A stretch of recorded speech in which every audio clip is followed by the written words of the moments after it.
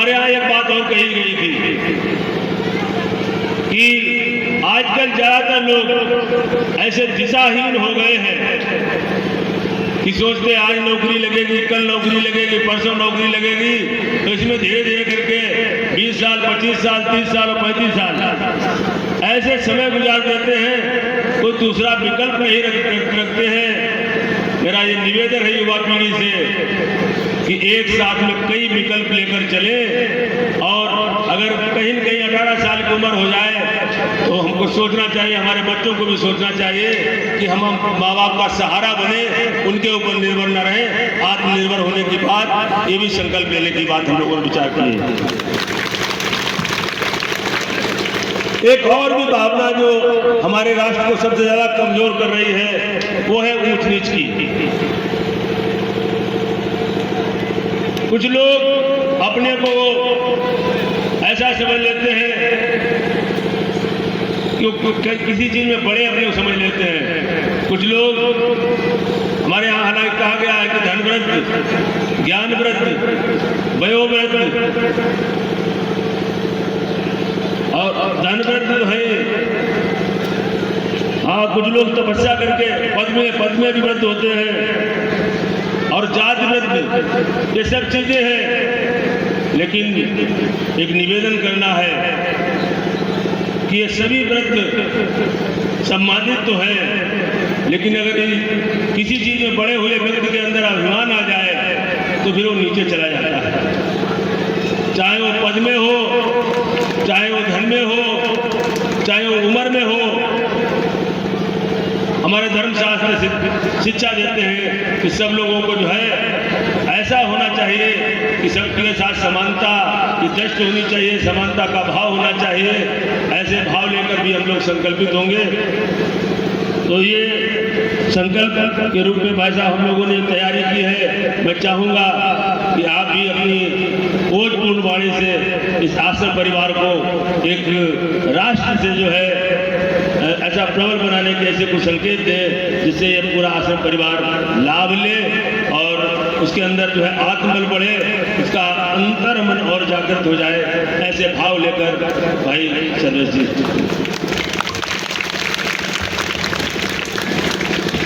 इस पवित्र आश्रम में उपस्थित इस ग्राम क्षेत्र के ज्येष्ठ श्रेष्ठ बंधुओं और बड़े शांत भाव से इस कार्यक्रम में जिनके पास बिल्कुल समय नहीं होता, ऐसे बहनें भी उपस्थित हैं। आप सबको नमन करते हुए अपनी बात को शुरू करता हूँ। अभी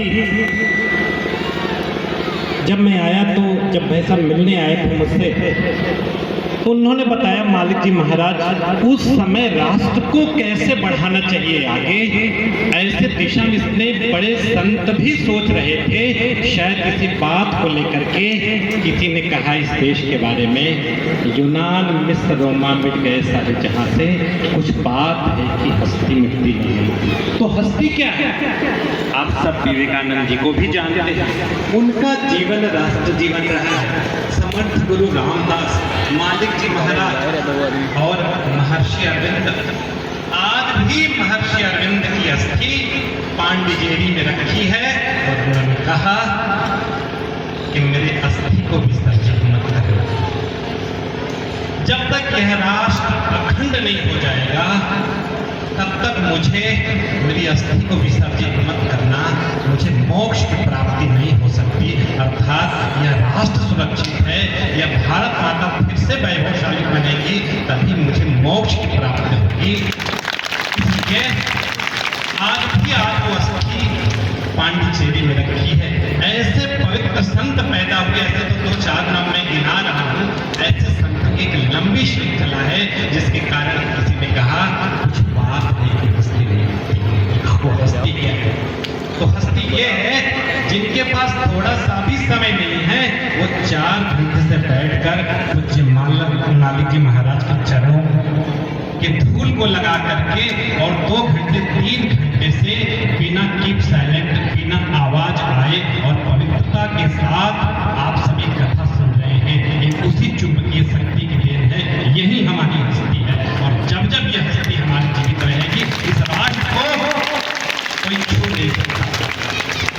एक बात पूज्य व्यास जी कह रहे थे, सम्मुख और दर्शन। मैं कभी सोचा नहीं था सम्मुख और दर्शन। आज बहुत अच्छा विश्लेषण कर रहे थे। यदि मैं एक लाइन में बताऊं तो दर्शन तो वो है जो एक तरफा है, आपने देख, उन्होंने देखा कि नहीं देखा अब ये पक्का नहीं है, पर सम्मुख तो वो है जब उन्होंने भी देख लिया, आपने भी देख लिया, अन्यथा आत्मसात कर लिया, जो वो चाहते उसे आपने अपने जीवन में उतारा, उसे कहते हैं सम्मुख। बहुत सुंदर प्रसंग स्वामी जी का। आज सम्मुख है आप सब निश्चित रूप से, जिसके कारण ये बैठे हैं, यदि केवल दर्शन की अभिलाषा से आए होते आश्रम में तो शायद चले गए होते। आप सम्मुख बैठे हैं और इतने पवित्र दिन आश्रम में आए हैं कि निश्चित रूप से लगता है कि ऐसे पवित्र दिन और ऐसे स्थान पर जो कथा का श्रवण कर ले, जीवन तो अपने आप मोक्ष की तरफ चला गया। अब कोई मोक्ष ऐसा पवित्र भाव लेकर आप सभी बैठे हैं।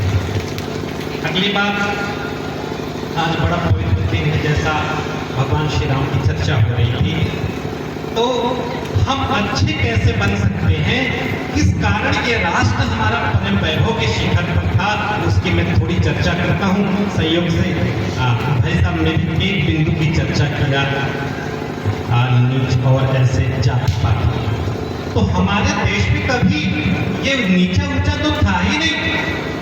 आप एक बार देखिए भगवान श्री रामचंद्र जी के एक बार जीवन को, जब भगवान श्री राम वन को जाते हैं तो आप देखे होंगे कि वन को चले जाते हैं, जब पता चलता है भरत जी को, तो भरत जी आते हैं और मुलाकात हो जाती है। उनके सबसे करीबी मित्र कौन थे? निषाद राज। वो दौड़ते हैं पैर छूने के लिए, निषाद राज रोकते हैं, ये क्या कर रहे हो, आप तो हमारे राजा हो। आंसू पोंछते हुए कहते हैं, क्या ये भाई इस लायक भी नहीं रहा कि बड़े भाई का पैर छू ले? और तुरंत आंसू पोंछने लगते हैं। वो निषाद राज उठा करके गले लगा लेते हैं कि ऐसा मत कहो, हम तो वही हैं जैसा आप मुझे देखते हो, हमारे धर्म में तो कभी रहा ही नहीं जाता।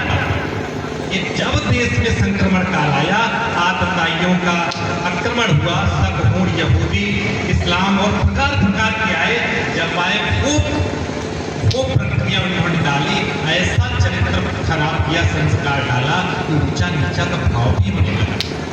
ये जो बहनें बैठे हैं इनके बारे में भी मैं चर्चा करता हूँ। ये सामान्य बहनें नहीं थी। जो चक्रवर्ती महाराजा दशरथ चक्रवर्ती बने तो आप सबको दो वरदान की चर्चा आती होगी। एक बार बात घटना है, राजा दशरथ जी एक युद्ध में जाते हैं, उनके चक्के का पहिए का किल निकल जाता है। वो माता कैकेयी कितनी पराक्रमी रही होंगी, उन्होंने अपनी 2 अंगुलियां डाली और उन्होंने पूरा युद्ध किया और विजयी हुए। राजा दशरथ, अंगुलियां कितनी कठोर रही होंगी, कल्पना करिए। आज हम सबको कहते हैं कि मातृशक्ति कमजोर है, कहीं घूंघट ना रही, कभी प्रथा मेरे संस्कार में नहीं रहा। ये जब जब आक्रमण हुआ, कहीं कहीं से ये परिस्थितियां अपने को आई और हम अपने आत्मबल को भूले, आत्मसम्मान को भूले, आत्मशक्ति को भूले। अब आते हैं भगवान राम के चरित्र की तरफ, जिससे राष्ट्र का निर्माण हुआ। केवल उनके 2 प्रसंगों को मैं छूता हूं। पहला, आप सबको ध्यान में होगा, थोड़ी देर पहले सूचना मिलती भगवान को, अरे बहुत दिनों से तैयारी चलती है, भगवान राम का राज्याभिषेक होने वाला है। बड़ी तैयारियां चलती हैं। तैयारियों के बाद थोड़े समय पहले राज्याभिषेक की सूचना मिलती है कि आपको महाराज महारानी बुला रहे हैं। आप सबको ध्यान होगा, कोरोना में सबको अवसर मिला था रामायण पुनः देखने का। मुझे भी अवसर मिला इस नाते कि जब मैं जन्मा था तब रामायण देखा था, या तो तब नहीं देख पाया था, अवसर मिला कोरोना में देखने का। तो बुलाते हैं, जब बुलाते हैं तो देखते हैं कि चक्रवर्ती सम्राट वो भी बिस्तर पर थपक के रो रहे हैं। भगवान श्री राम कहते, माता पिता क्या हो गया? अभी तो सब अच्छा चल रहा था, ऐसा क्या हो गया? इतने बड़े चक्रवर्ती सम्राट को आंसू निकाल रहे हैं। उन्हीं से पूछ ले। माता कहती पूछ ले, पिताजी क्या हो गया? इतना फिर से नजर उठा करके देखते और नजरें झुका लेते, रोने लगते। बार बार वो माता सोचते, माता तुम ही बता दो। तो माता जी कहते हैं कुछ नहीं, कुछ दिन पहले की बात है, जिस 2 अंगुली की बात की, उसी समय उन्होंने वरदान दिया था कि 2 तुम्हें वरदान दूंगा, जब चाहो तब मांग लेना। तो उन्होंने कहा कभी इन्होंने वरदान दिया था कि वो वरदान मैंने आज मांग लिए। माता जी वो वरदान क्या है? इतने बड़े चक्रवर्ती सम्राट को किस तरह गिरा दिया? कुछ नहीं, उनसे पूछो, माता तुम्हें बता दो। पहला वरदान माता सुनाती है, भरत को राज करती है। वाह, इतनी छोटी सी बात के लिए पिताजी इतने व्याकुल। अरे हम तो पहले ही कह रहे थे कि हमारे चारों भाइयों में भरत से अच्छा सहनशील, राज्य चलाने वाला, प्रजा की चिंता करने वाला कोई है नहीं। लेकिन यहाँ तो परंपरा की बातें चल रही है कि बड़े को राज्य मिलना चाहिए। इसमें इससे बड़ी खुशी की बात क्या हो सकती है? इस नाते भरत को राज करती तो मिलनी ही चाहिए। फिर दूसरा वरदान तुमने सुना नहीं। तो दूसरा वरदान क्या है? तुम्हें 14 वर्ष का वनवास, एक बार भी भगवान राम की चेहरे पर सिकन नहीं आता। ये तो मेरा सौभाग्य है माँ, जिस कारण मैं भरत भूमि पर जन्म लिया पृथ्वी पर, शायद वो साकार करने का सुअवसर मुझे प्राप्त हो गया। अब तो मैं 14 वर्ष ऋषियों के सानिध्य में, मालिक जी महाराज जैसे संतों के बीच में रहकर मैं अपने जीवन को संवारूंगा। अहो भाग्य, अभी जाना है। शायद दूसरी माँ होती, जो आजकल माताएं बहनें जो ये शीर्षक का आप प्रदान करूँ, शायद अब माता होती तो कहती तुम्हारे बेटे को राज करती तो ठीक बात है, लेकिन मेरे बेटे ने ऐसा कौन सा अपराध कर दिया जो तू जंगल भेज रही है? एक बार भी सब भरते हुए भी स्वीकार करते हैं। तो जो मेरा बताने का भाव है, कितनी श्रद्धा थी माँ बाप उन वचनों में कि 14 वर्ष वनवास जाने की बात सोचे नहीं मुझे कष्ट होगा। शायद यदि ऐसा सोचे होते तो आज मर्यादा पुरुषोत्तम वो न कहलाते, केवल दशरथ के राम कहलाते, जो मर्यादा पुरुषोत्तम कहलाए। केवल एक कारण था, माता पिता की वाणियों में, वाणी से जो निकला वही हमारा कर्तव्य है। एक बार अपने अपने घरों बालकों में देखें, क्या ऐसा चरित्र हमारे बालकों में आ रहा है क्या? जब तक ऐसा चरित्र था तब तक हम सुखी थे, लेकिन आज कैसी परिस्थिति चलती जा रही है?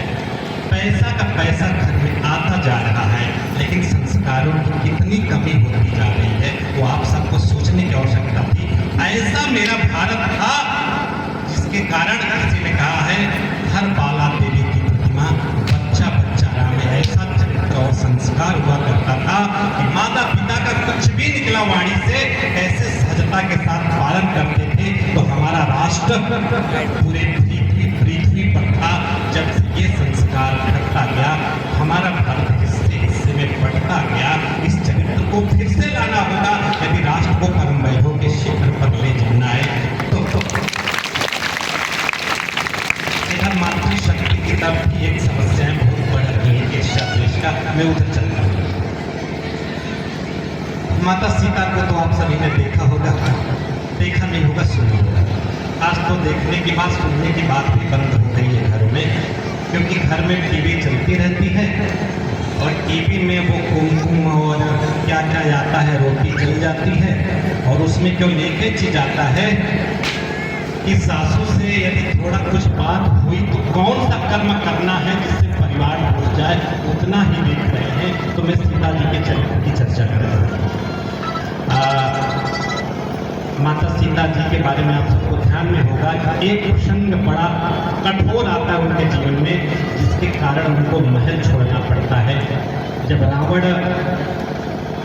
से छुड़ा करके माता को लाते हैं तो माता लाते हैं, तो राज्य अच्छे से चल रहा था, सब कुशल था। उसी में कहीं गुप्तचरों ने भगवान श्री राम को सूचना देते हैं कि रावण के हाथ से आई है अपवित्र वगैरह इस तरह की चर्चा आई। भगवान श्री राम 3-4 दिन से बहुत चिंतित थे, सोते नहीं थे। माता जो स्वभाव को समझ लेती, कुछ बड़ी बात तो जरूर है, वो इतना धैर्यवान है, उन्हें रात को नींद नहीं आती, कुछ बड़ी बात तो जरूर है। 3 दिन बीत गया, माता जी पूछती थी क्या हो गया भगवान, क्या हो गया नाथ? तो कहते थे कुछ नहीं। कुछ दिन बाद माता ने, सीता ने भी अपने गुप्तचरों को लगाया, वही बात माता जी के कानों तक आ गई। माता सीता जी अपने राम भगवान के चरित्र पर प्रश्न चिन्ह न आए, कुल पर प्रश्न चिन्ह न आए, इस नाते उन्होंने अपने जीवन को ही छोड़ दिया राज्य से, और उन्होंने बड़ी सहमति से भगवान से प्रार्थना किया कि आप भगवान, आप एक पूर्वज सूर्यवंशी परिवार में आपका जन्म है और मेरे कारण आपके कुल पर कलंक लग रहा है। इस नाते मुझे इच्छा से मैं चाहती हूँ कि आप आज ही रात को मुझे छोड़ दीजिए, मैं कहीं जंगल में जा कर के रहूँगी। आप पर प्रश्न चिन्ह खड़ा हो गया तो मेरा जीवन व्यर्थ हो गया। आप सबने देखा होगा कि माता जी पेट में पुत्र को लेकर जाती हैं, आश्रम में पालती हैं, कैसे कैसे हम उधर नहीं जाना चाहते हैं, बताने का भाव इतना था। कैसा चरित्र हमारे घर में माताओं बहनों का भी होता था कि अपने पति के सम्मान के लिए, उस कुल पर के सम्मान पर ठेस न आए, उसके लिए वो हर प्रकार की कुर्बानी करने को तैयार थी। ऐसा माताओं बहनों का चरित्र था जिसके कारण हमारे देश की माताओं को लक्ष्मी, दुर्गा क्या क्या नहीं पुकारा जाता है। कहीं कहीं बहनों इस पर भी प्रश्न चिन्ह आ रहा है। हम सबको सोचना चाहिए, हमें भी भगवान श्री राम का और माता सीता का चरित्र हमारे भी जीवन में उतरे। हमारा पति हमारा है, हम जिस कुल में बहू बनकर आए हैं, जिस परिवार में हैं, वास्तव में उस परिवार की रक्षा करना, उस कुल की रक्षा करना हमारा परम कर्तव्य है। शायद ये दोनों बातें पुरुष भी आज के युवा भगवान श्री राम बने और माता सीता की तरह अपने जीवन में इस चरित्र को उतारेंगे तो निश्चित रूप से और कुछ भी करने की आवश्यकता नहीं है। इतना उतार लिया तो अपने आप ये राष्ट्र परम वैभव के शिखर पर जाएगा। जिन जिन बातों की चर्चा भाई साहब ने की है, ये सब भी अपने जीवन में उतारे। शायद मुझे लगता है इतना ही पर्याप्त होगा। इतना ही छोटा सा निवेदन आप सभी माताओं बहनों से, युवाओं से और भाई साहब लोग जो बैठे हैं, ऐसा संस्कारवान बेटा मेरे घर में बने, उसके लिए जो कर सकते हैं वो करना चाहिए। माता कौशल्या की देन थी जिसके कारण भगवान श्री राम जैसा पुत्र संस्कारी बना। ये माता पिता की दोनों की भूमिका है। निश्चित रूप से यदि आप अपने बच्चे को इस तरह से बनाना चाहेंगे बनेंगे तो यह राष्ट्र फिर से परम वैभव शिखर पर पहुंचेगा। बस इतना ही छोटा सा निवेदन आप सबसे